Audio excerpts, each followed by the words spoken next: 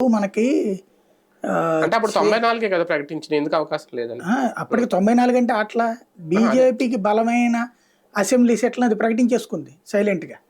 ఇప్పుడు రాజమండ్రి రూరల్ గానీ రాజమండ్రి అర్బన్ గానీ అడుగుతారు, ఎందుకంత ముందు గెలిచింది కాబట్టి అది అనౌన్స్ చేసేసుకున్నారు వీళ్ళు. అట్లాగే విజయవాడ సెంట్రల్ అడుగుతారు, అది కావాలని సెకండ్ లిస్ట్ లో అనౌన్స్ చేసేసుకున్నారుగా.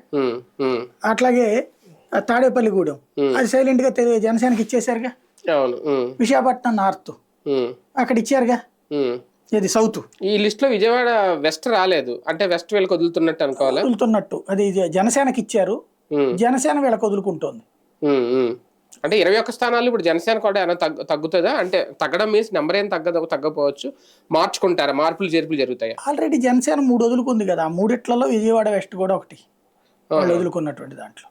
ఇప్పుడు వీళ్ళు ఇంకా 5 పెండింగ్ ఉన్నాయి. అది ఒక రకంగా సీనియర్లకు కూడా ఈసారి అంటే ఇప్పుడు ఇందులో గంటా శ్రీనివాసరావు పేరు లేదు, కొన్ని ఉంటాయి అనుకున్నారు, లేదు అంటే మరి 5లో ఉంటాయి. అనౌన్స్ చేయలేదు కదా భీమిలి. అవును, భీమిలి సీటు కూడా అనౌన్స్ చేయలేదు కదా.